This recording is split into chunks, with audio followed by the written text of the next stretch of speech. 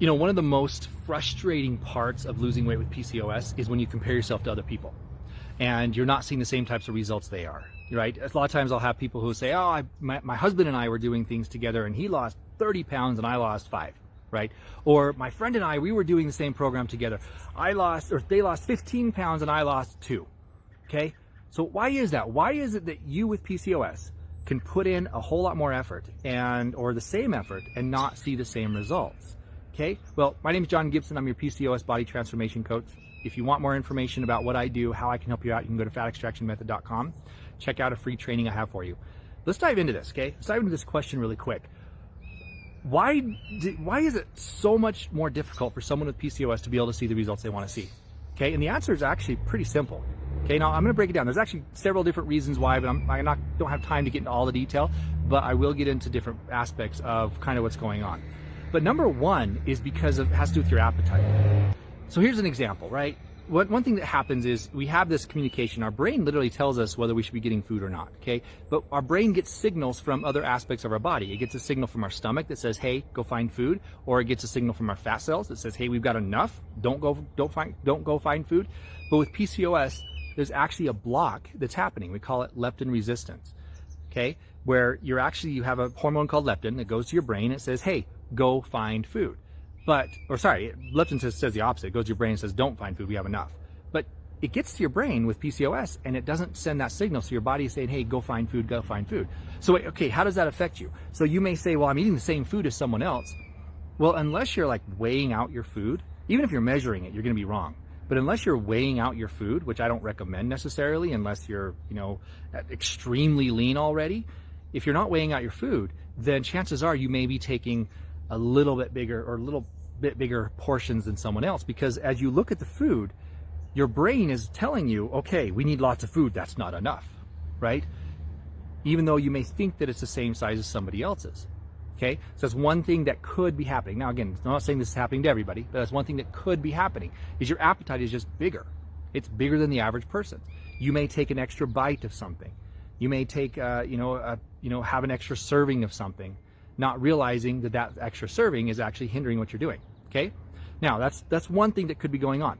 The second thing that could be going on is with PCOS, well, this is probably the most likely thing. With PCOS, your body literally has difficulty burning fat, okay? Think about this for a second. The way that we burn fat is this. We bring it into our cells, okay? And then it has to move into our mitochondria. Once it's in the mitochondria, we break it down and we convert it to energy, okay? That's what happens with it. With PCOS, you can bring it into your cells, but there has to be a step that moves it into the mitochondria. And that step, there's a molecule that's lacking. We don't have as much, or you as with PCOS, you don't have as much of that molecule. So we need to do things to be able to get that molecule in there so that you can get the fat into your muscle cells, into your mitochondria, so you can actually use it as a fuel source. Okay, does that make sense? So here you are, you're following the keto diet, you're working out really hard, you're exercising like crazy, you're breaking down all this fat, you're getting it to your cells to use, and you can't use it. Where your friend, on the other hand, who doesn't have PCOS, is doing the same things you are, but now they get fat to their muscle cells and to their other cells, and they use it and convert it to energy, and so they don't store it again. Well, the analogy I like to use is, for you, basically what's happening is you're bringing it into your cells, and it's almost like you're bringing wood into your house to put into the fireplace, but never actually put it in the fireplace. But as you bring more and more wood into the house, eventually it just gets too much wood in the house. So you kick it out, right? You kick it out to wherever, you throw it outside. Same thing happens with our body. Once the cells get too much fat in there, we're gonna kick it out and go store it again, okay? So that's the second thing that could be happening, okay? One is your appetite may be bigger. Two, you're actually not able to burn the fat. And the third one is this: your metabolism is going to be slower. So if you're doing the exact same thing as someone else, your metabolism is going to be different. And this is just generally for everybody. Everyone's metabolisms are different. A bigger person tends to have a bigger metabolism than someone who's smaller. People don't necessarily believe that, and a lot of times we say, oh, that's not the case. But when you actually lose weight, your metabolism slows down. This happens with everyone regardless of what we do. That's a good thing. Now, if we're talking about resting metabolism, that's a little bit different. But total metabolism throughout the day, it gets less as you lose weight, okay? Now, with PCOS, your metabolism is going to be slower anyways. There was a study done a little while ago, several studies I've been looking at, but what they look at is they say, okay, if you have PCOS, your metabolism is a little bit lower. If you have insulin resistance, it's even lower, Okay, so you're dealing with a slower metabolism. So we need to do things to be able to speed that up. So what do? Well, we go back to the previous one. We get your body better able to burn the fat that you're breaking down. That increases your metabolism.